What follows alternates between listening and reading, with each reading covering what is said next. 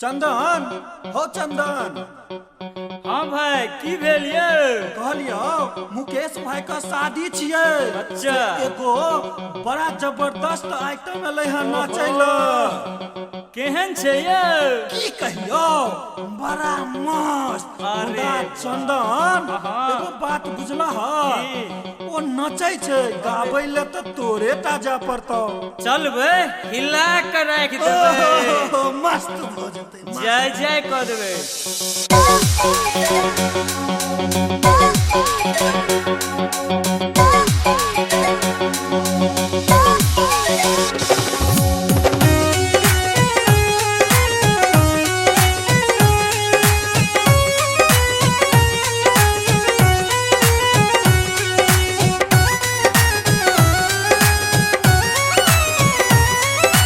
चल बैठे तू हुस्न करती है, चल बैठे तू हुस्न करती हमरा करेज पर लगा दही नई के छोरी आई तू स्टेज पर, लगा दही नई के छोरी आई तू स्टेज पर।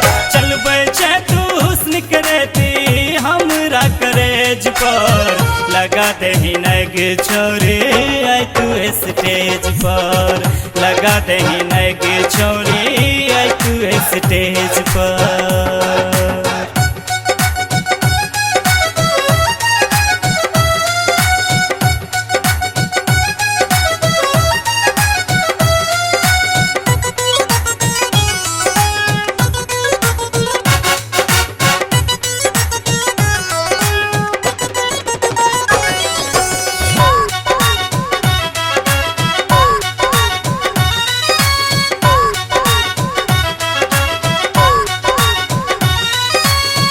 वही जेते आइए तो खून के गंगा गए, जखने उठे में गोरिया पंत लहंगा गए।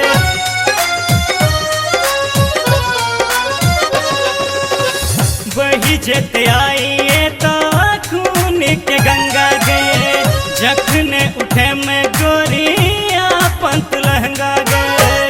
लाजे तो बुढ़वा छोरी चोरी तोरा सेज पर लगा दही नई के छोरी आई तू स्टेज पर, लगा दही नई के छोरी आई तू स्टेज पर।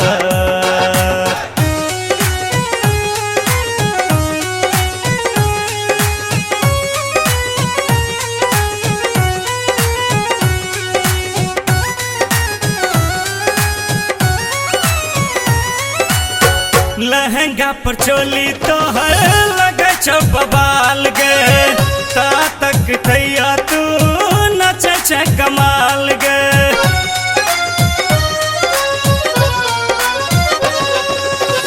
लहंगा पर चोली तो हर लगे छो बबाल गे, ता तक थैया तू नचे छे कमाल गे। चल जेत काज गोरी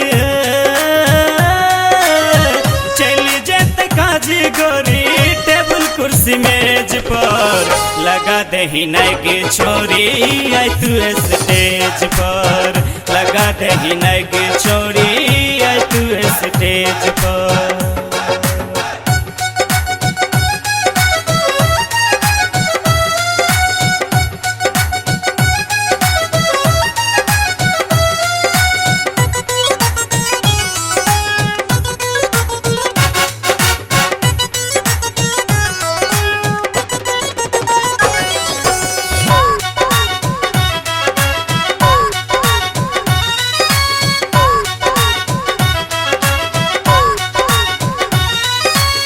मूड बने ने छवाए मुँह के सुधीर गए, नहीं तो उठा लो जे तो छोरा सब कबीर गए।